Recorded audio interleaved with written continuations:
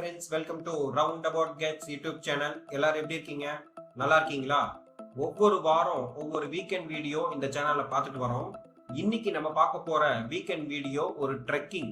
எங்கன்னா குமார பர்வதம், கர்நாடகால இருக்கிற குமார பர்வதா அப்படிங்கிற இடத்துக்கு ட்ரெக்கிங். அந்த ட்ரெக்கிங் போகும்போது எங்களுக்கு ஏற்பட்ட எக்ஸ்பீரியன்ஸை இந்த வீடியோல நான் ஷேர் பண்றேன். ஸோ ஸ்டார்ட் பண்ணலாமா? ஏற்கனவே நான் குமார பர்வதால பார்ட் 1 வீடியோல பேசிக்கா என்னென்னலாம் எடுத்துட்டு போகணும் வீடியோல ஃபர்ஸ்ட் பார்ட்ல சொல்லியிருப்பேன். இந்த வீடியோல குக்கேல இருந்து நாங்க பத்திரமனையை போய் பத்திரமனையில டென்ட் ஸ்டே பண்ணிட்டு டென்ட் ஸ்டேல இருந்து அடுத்த நாள் வந்து சேஷ பர்வதா குமார பர்வதா பீக் எப்படி போகணும் அப்படிங்கறத டீட்டெயிலா பார்க்கலாம். ஸோ நானும் என்னோட ஃப்ரெண்டும் வந்து குமார பர்வதா ட்ரெக்கிங்க்கு டிசம்பர் 26 அந்த டைம்ல வந்து போலான்னு சொல்லிட்டு முடிவு பண்ணிட்டு சென்னையிலிருந்து பெங்களூர் போய் பெங்களூர்ல இருந்து குக்கே போனோம். குக்கேல நாங்க ஸ்டே பண்ணிட்டோம். போறதுக்கு முன்னாடியே அந்த ட்ரெக்கிங்க்கு உண்டான எல்லா திங்ஸையும் நாங்க வாங்கிட்டு போனோம். ட்ரெக்கிங் ஷூவு, ட்ரெக்கிங் ஸ்டிக்கு, அதே மாதிரி வெட்டாகாம இருக்கிறதுக்கு ஒரு டவலு, ஜர்க்கின், டார்ச் லைட்டு எல்லாமே வாங்கிட்டு, தென் வாட்டர் பாட்டில் எல்லாமே வாங்கிட்டு வந்து ட்ரெக்கிங்கை வந்து கரெக்டா வந்து 9 மணிக்கு ஸ்டார்ட் பண்ணலாம்னு சொல்லிட்டு குக்கேல இருந்து கிளம்பணும். எல்லா திங்ஸையும் வாங்கிட்டு குக்கேல இருந்து கரெக்டா 9 மணிக்கு ஆட்டோ எடுத்துக்கிட்டு அந்த Kukke Kumara Parvatha trekking point starting பாயிண்ட்டுக்கு ஆட்டோல போனோம். 50 ருபீஸ் சார்ஜ் பண்ணாங்க. அங்கிருந்து கிட்டத்தட்ட ஒரு 1 கிலோமீட்டர் 1.5 கிலோமீட்டர் நீங்க நடந்து கூட போகலாம். பட் நாங்க ஏன் நடந்து போலேன்னா, ஏற்கனவே நம்ம அங்கிருந்து போய் ட்ரெக்கிங் ஏறணும் 7 கிலோமீட்டர், அதுவும் 9 மணிக்கு தான் ஸ்டார்ட் பண்றோம். ஸோ வெயிலா இருக்கும். ஸோ இங்கேயே நம்ம எனர்ஜி ஏன் வேஸ்ட் பண்ணுவானே அப்படின்னு சொல்லிட்டு நாங்க வந்து ஆட்டோல போய் கரெக்டா இறங்கணும். அந்த ட்ரெக்கிங் ஸ்டார்டிங் பாயிண்ட் உள்ள நுழையும் போது நீங்க வந்து வாட்டர் வாங்கணும்னா வாட்டர் வாங்கிக்கலாம். தென் வந்து ஜூஸ், தென் ஃப்ரூட்ஸ் எல்லாமே வந்து ஸ்டால்ஸ் இருந்தது. பேசிக் திங்ஸ் ஏதாவது சாக்லேட்ஸு, ஸ்நாக்ஸ் வாங்கிக்கிறாங்க, அதுக்கேற்ற மாதிரி கடை இருந்தது. நீங்க வாங்கிட்டு உள்ள போகணும். உள்ள போகும்போதே உள்ள போய் பார்த்தீங்கன்னா கிட்டத்தட்ட எங்களுக்கு முன்னாடியே வந்து ஒரு 200 பேர் நிக்கிறாங்க. அதுவும் இல்லாம 2 செக் பண்ணி அனுப்புறோம். இந்த ஃபாரஸ்ட் ரேஞ்சர் தான் இருக்காங்க. 2 பேர் தான் இருக்காங்க. அவங்க தான் செக் பண்ணிட்டு என்ட்ரி போட்டு அமௌண்ட்டை கலெக்ட் பண்ணிட்டு எல்லாமே வந்து ஒவ்வொருத்தனா உள்ள விடணும். கிட்டத்தட்ட 9 மணிக்கு நாங்க போய் நின்னோம். எங்களை செக் பண்ணி நாங்க ட்ரெக்கிங் ஸ்டார்ட் பண்றதுக்கு மணி 12:30 ஆயிடுச்சு. அவ்வளவு கூட்டம், எல்லாரும் கத்த ஆரம்பிச்சிட்டாங்க. அதுவும் இல்லாம எங்களுக்கு பின்னாடி ஒரு 200 பேர் 300 பேர் வர ஆரம்பிச்சிட்டாங்க. இடையில பூர ஆரம்பிச்சிட்டாங்க. இதுல என்ன ப்ராப்ளம்னா, சில பேர் வந்து ஒரு இந்த ட்ரெக்கிங்காகவே வந்து ஒரு டூர்ஸ் அண்ட் டிராவல்ஸ்ல வந்து புக் பண்ணியிருப்பாங்க. அவங்க வந்து ஒரு குரூப் மெம்பர்ஸை கூட்டிட்டு வந்துடுறாங்க.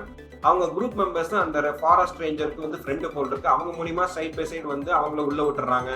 அந்த 10 பேரை அவங்க செக் பண்ணி அனுப்புறதுக்கே கிட்டத்தட்ட 40 நிமிஷம் 45 நிமிஷம் ஆயிடுது. இதுல இண்டிவிஜுவலா போறவங்க இல்ல வேற குரூப்ல வரவங்க எல்லாம் அப்படியே வெயிட் பண்ணி தான் ரொம்ப சிரமப்பட்டோம். எங்களோட செக் பண்ணும்போது கிட்டத்தட்ட 12 மணி ஆயிடுச்சு.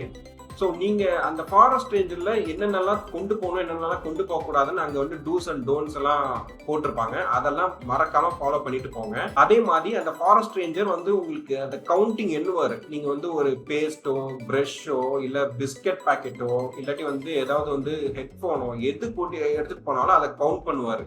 அவர் என்னென்ன கவுண்ட் பண்ணாரு அப்படிங்கறத நீங்க பக்கத்துல இருந்து பாத்துக்கணும். ஏன் சொல்றேன்னா, திரும்ப வரும்போது நீங்க ரிட்டர்ன் வரும்போது அவர் திரும்ப கவுண்ட் பண்ணி ஏதாவது ஒண்ணு குறைஞ்சுதுன்னா நீங்க டெபாசிட் பண்ற அமௌண்ட்ல கழிச்சுப்பாங்க. ஸோ அதனாலதான் கிளியரா சொல்றேன்.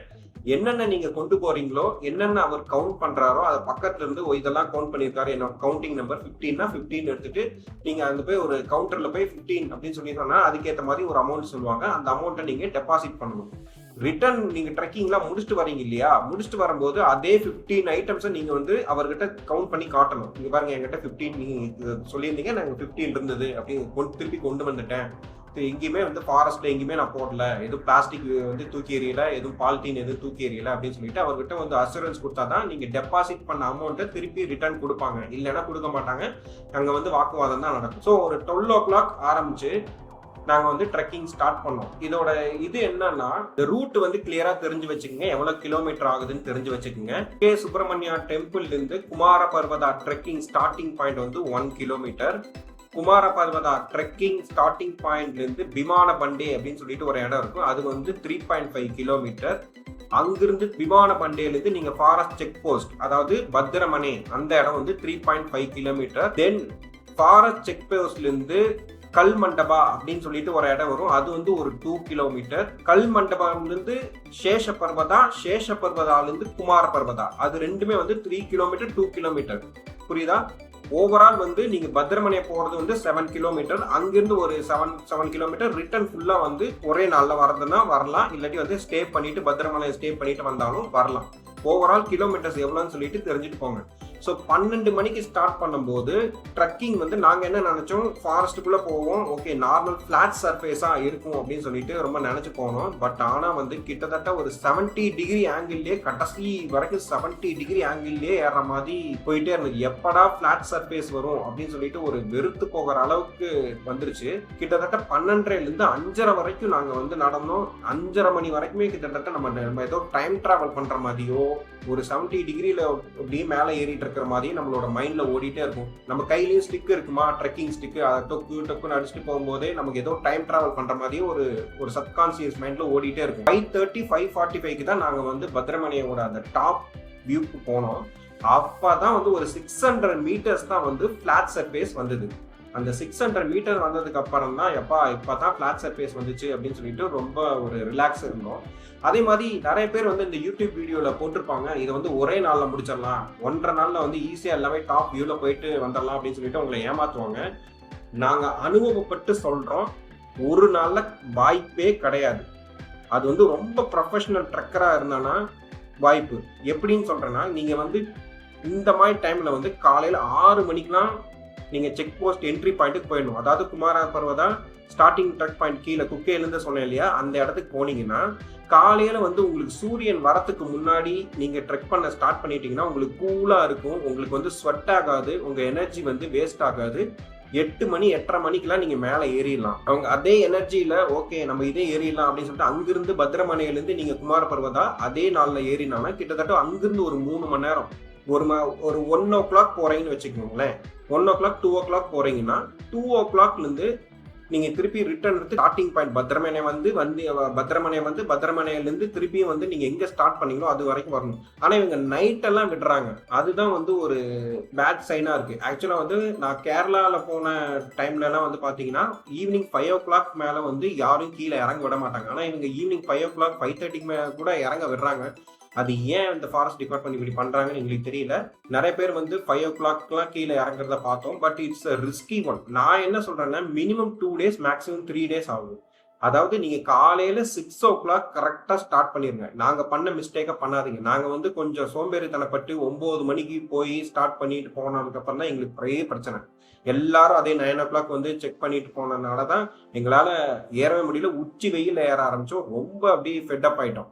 காலையில 6 மணிக்கு நீங்க போய் வந்து அந்த குமார பர்வதா ட்ரெக்கிங் ஸ்டார்டிங் பாயிண்ட்ல நின்னீங்கன்னா 9 மணிக்குள்ள நீங்க மேல ஏறிடலாம். ஏறிட்டு பத்ரமனையில முடிஞ்ச ரெஸ்ட் போட்டுட்டு அன்னைக்கு டேவே நீங்க வந்து குமார பர்வதா போயிட்டு திரும்பி ரிட்டர்ன் வந்து பத்ரமனையில நீங்க ஸ்டே பண்ணிக்கோங்க. ஸ்டே பண்ணிட்டு 10 ஸ்டே தான், வேற எதுவும் வாய்ப்பு இல்லை. அங்க நடுக்காட்டுக்குள்ள என்ன ரூமு ரெசார்ட் எல்லாம் எதுவும் கிடையாது. ஒன்லி 10 ஸ்டே தான். அடுத்த நாள் காலையில அங்க பத்ரமனையிலிருந்து நீங்க ரிட்டர்ன் இறங்கி வந்தா கரெக்டா பக்கா பிளானா இருக்கும். நீங்க பார்த்ததும் அவசர அவசரமா பார்க்காம நல்லா நிறுத்தி நிதானமா பொறுமையா எக்ஸ்ப்ளோர் பண்ற மாதிரி இருக்கும். மினிமம் 2 days வச்சுக்கோங்க. ரொம்ப முடியாதவங்க 3 days வச்சுக்கோங்க. 3 days இஸ் ரொம்ப அதிகம் தான். பட் 1 day வந்து ரொம்ப முடியவே முடியாது, வாய்ப்பே கிடையாது. இந்த மாதிரி தான் நாங்களும் நம்பி ஒன் டே பிளான் பண்ணி போனோம். பட் எங்களுக்கு வந்து 2 days ஆயிடுச்சு. 6 o'clock வந்து நாங்க கரெக்டா வந்து பத்ரமனையை போயிட்டோம். பத்ரமனையை போகும்போது நாங்கள் இங்கேயே வந்து போகிறதுக்கு முன்னாடி டென்ட் வந்து புக் பண்ணியிருந்தோம். 3 மெம்பர்ஸ்க்கு உண்டான டென்ட் புக் பண்ணியிருந்தோம். பட் ஆனால் கடைசி நேரத்தில் எங்கள் கூட வந்த ஒரு பர்சன் வந்து வரல. ஸோ அதனால வந்து 2 மெம்பர்ஸ் தான் நாங்கள் மேலே ஏற ஆரம்பித்தோம். பட் ஆனால் வந்து அந்த பர்சன் கிட்ட நாங்கள் போய் சொன்னோம், சார் எங்களுக்கு வந்து கொஞ்சம் டென்ட் கம்ஃபர்டபுளாக இருக்கணும், 2 மெம்பர்ஸ் இருக்கிறதே கொடுக்காதீங்க, 3 மெம்பர்ஸ் இருக்கிற டென்ட்டே கொடுங்க அப்படின்னு சொல்லி, சரி எக்ஸ்ட்ரா ஒரு 200 கொடுங்க அப்படின்னு சொல்லிட்டு சொன்னாங்க. அந்த 200 கொடுத்தோம். பட் ஆனால் வந்து அவனே வந்து 2 மெம்பருக்கு தங்குற டென்ட்டே கொடுத்துட்டான். ரொம்ப கன்ஜஸ்டடா இருந்தது. பாஷையும் புரியலையா, அவங்களுக்கு இங்கிலீஷும் அண்டர்ஸ்டாண்ட் பண்ண மாட்டேங்குது. ஸோ ஆனால் கன்னடம் மட்டும்தான் பேசுறாங்க. ஸோ அதனால வந்து 200 rupees வந்து எக்ஸ்ட்ரா கொடுத்தும் கடைசியில் 2 மெம்பர்ஸ் தங்குற டென்ட் தான் கொடுத்தாங்க. ஸோ அங்கேயே ஒரு டிசப்பாயின்மெண்ட் ஆயிடுச்சு. அதே மாதிரி அதுக்கு அடுத்து வந்து ஃபுட்டு மேலே போய் நீங்கள் வந்து புக் பண்ணீங்கன்னா நைட் 8 மணிக்கு 8:30 மணிக்கு மேலே வந்து வாங்க அப்படின்னு சொல்லுவாங்க. சில பேர் என்னன்னா அந்த நம்பர்ஸ் வந்து அவங்களுக்கு கீழே இருக்கிற அந்த கைடுக்கே தெரியும் போட்டிருக்கு. அவங்க வந்து ஃபோன் பண்ணி சொல்லிடுவாங்களா இந்த மாதிரி வந்து இத்தனை பேர் வராங்க அப்படின்னு சொன்னா அவங்களுக்குலாம் முன்னாடியே நீங்க 6 மணிக்கெல்லாம் ஏறிடுறீங்க இல்லையா, 6 மணி ஈவினிங் 6 o'clock போகும்போதே நீங்க சாப்பிட்டுக்கலாம். ஆன் தி ஸ்பாட்ல புக் பண்றவனுக்கு அவங்க அங்கதான் அதுக்கப்புறம் தான் சமைச்சே கொடுப்பாங்களாம். 8:30 8:45 மேல நீங்க வாங்க அப்படின்னு சொல்லி சொன்னாங்க. நிறைய பேர் வந்து அங்க புக் பண்ணவே இல்லை. நாங்க எல்லாமே ஆன் தி ஸ்பாட்ல தான் போய் புக் பண்ணோம். 8:30 மணிக்கு 8:45 போய் பார்த்தா ஏதோ ஒரு ரேஷன் கடையில கியூ நிக்கிற மாதிரி கைன்னு சண்டை. அவங்க வந்து this is not a hotel, இது வந்து நாங்க ஏதோ சமைக்கிறோம், ஏதோ சமைச்சு கொடுக்குறோம், ஸோ அதனால வந்து சண்டை போடாம லைன்ல நில்லுங்க அப்படின்னு சொல்லிட்டே சொன்னாங்க. ஒரு சின்ன வீடு தான், ஒரு ஓட்டு வீடு தான். அது உள்ள போய் ஒரு 10 பேர் தான் உட்கார முடியும். அதுவும் இல்லாம அவங்க சமைச்சு திருப்பி அடுத்த பேட்ச் வரத்துக்கு கிட்டத்தட்ட 1 hour வெயிட் பண்ணணும் அப்படின்ட்டாங்க. கரெக்டாக ஒரு 15-20 பேர் போனோடனே சாப்பாடு தீர்ந்து போச்சு அப்படின்னாங்க. ஒரு அடுத்த சாப்பாடு வலிச்சு அது பொங்கி அது வந்து இது பண்றதுக்கு கிட்டத்தட்ட 1 hour ஆகும் அப்படின்னாங்க. சாப்பாடு சாம்பார் கொடுத்தாங்க. சரி ஓகே, 150 ரூபா அந்த ரேட். ஒரு பர்சனுக்கு 150 ரூபா கொடுத்தோம். 2 பர்சனுக்கு 300 rupees வந்து கொடுத்தோம். பட் ஆனால் அது வந்து நாங்கள் கடைசியில் சாப்பிடவே இல்லை. அந்த கூட்டத்தை பார்த்துட்டு சாப்பிடவே இல்லை. பரவாயில்ல, 300 rupees போனாலும் பரவாயில்ல அப்படின்னு சொல்லிட்டு வந்து டென்ட்ல வந்து ஃப்ரூட்ஸை சாப்பிட்டு படுத்துட்டோம். உங்களை சுற்றி டென்ட்டாக இருக்கும். கிட்டத்தட்ட ஒரு 100-120 டென்ட் கொடுத்துருப்பாங்க. எல்லாமே வந்து நல்லா கம்ஃபர்டபுளா இருந்தது. 3 தங்குற டென்ட்டும் இருக்கும், 2 தங்குற டென்ட்டும் இருக்கும், சிங்கிள் பர்சன் தங்குற டென்ட்டும் இருக்கு. ஸோ நாங்கள் எல்லாமே பார்த்தோம். தென் அங்கே அடுத்த நாள் வந்து பத்ரமனையில காலையில எந்திரிச்சிட்டு ஒரு உப்புமா கொடுத்தாங்க. அது உப்புமாவா இல்லை புளியா, இந்த புளியில உப்புமா போட்டு அந்த விஜய் ஏதோ ஒரு படத்துல சொல்லுவார் இல்லையா, தப்புமா உப்புமாவில புளிய போறது ரொம்ப தப்பு அப்படிங்கிற மாதிரி வெறும் புளிதான் இருந்தது. அது ஒரு 150 ரூபா கொடுத்து சாப்பிட்டுட்டு ஏறினோடனே அப்படியே சேஷ பர்வதா குமார பர்வதா பார்த்துட்டு திருப்பி ரிட்டர்ன் இறங்கும் போது ஆப்போசிட்ல நிறைய பேர் வந்தாங்க. அவங்க கிட்ட கேட்டோம், சார் நீங்க எப்போ ஏற ஆரம்பிச்சிங்க அப்படின்னோடனே நாங்கள் 6 o'clock ஏற ஆரம்பிச்சிட்டோம். 6 o'clock ஏற ஆரம்பிச்சோடனே எங்களுக்கு வந்து பெரிய கம்ஃபர்டபுளா இருந்தது. எதுவும் ட்ரெக்கிங் வந்து ரொம்ப டஃப்பா தெரியல, ஈஸியாக ஏற ஆரம்பிச்சிட்டோம். 9 மணி வெயில் வரதுக்குள்ள நாங்கள் மேலே வந்துடணும்னு சொல்லிட்டு டார்கெட் வச்சுட்டு வந்துட்டோம் அப்படின்னு சொல்லி நிறைய பேர் வந்துட்டாங்க. அப்பதான் நானும் என் ஃப்ரெண்டு யோசிச்சேன், நம்மளும் இதே மாதிரி பண்ணிருக்கணும். 6 o'clock நம்ம ஏர்லி மார்னிங் ஏறினானா நேத்தே நம்ம பார்த்துட்டு இன்னைக்கு வந்து இறங்கிருக்கலாம் பண்ணோம். பட் நீங்க வந்து கரெக்ட் பிளான் பண்றதா இருந்தாலும் கரெக்டா பிளான் பண்ணுங்க. அதே மாதிரி நான் ஒரு கிளியரான ஒரு இன்ஃபர்மேஷன் சொல்றேன். குமார பர்வதா ட்ரெக்கிங் ஏறதுக்கு எவ்வளவு டைம் ஆகும்னா, நீங்க காலையில 6 மணிக்கு ஸ்டார்ட் பண்ணீங்கன்னா மேக்சிமம் 9 o'clock 9:30 நீங்க பத்திரமனையே போயிருவீங்க. ஏன்னா ஏர்லி மார்னிங் வந்து உங்களுக்கு வந்து ரெஃப்ரெஷ்மெண்ட் நல்லா இருக்கும், எனர்ஜி உங்களுக்கு ஃபுல் எனர்ஜி இருக்கும். வெயில் அதிகமா உங்களுக்கு வரத்துக்குள்ள நீங்க மேல ஏறிடுவீங்க. 9 மணிக்கு மேல ஸ்டார்ட் ஆகிறவங்களுக்கு கண்டிப்பா வந்து 3 hours நீங்க ரீச் பண்ண மாட்டீங்க. 4 hours ஆகும், 5 hours ஆகும், 5.5 hours ஆகும். உங்க கூட வர கைடு உங்களை மண்டையை கழுவானுங்க, மூளை செலவை பண்ணிட்டு இந்த 10 நிமிஷம் சார், இந்த 10 நிமிஷம் பாங்க. அவங்ககிட்ட டே எனக்கு தெரியும்டா, நான் எல்லாத்தையும் வெரிஃபை பண்ணி தான் பண்றேன், நீ வந்து 10 நிமிஷம் சொல்லிட்டு உங்களை 3 மணி நேரம் நடக்க விட்டுருணும்.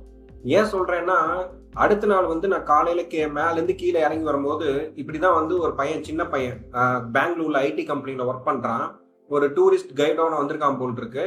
நான் இறங்கி கிட்டத்தட்ட ஒரு 1 hour டிராவல் பண்ணி மிட்வேல வந்துட்டு இருந்தேன். அந்த மிட்வேல வந்துட்டு இருக்கும் போது அந்த பையன் கேட்டான், என்ன 10 நிமிஷத்துல போயிடலான்னு கைடு சொல்றாரு அப்படின்னு சொல்லிட்டு கேட்டேன். டே நான் இறங்கி வரவனே 1 மணி நேரம் ஆகுது, நீ ஏறுறது எப்படா 10 நிமிஷத்துல ஏறுவேன், பறப்பையா அப்படின்னு கேட்டேன்.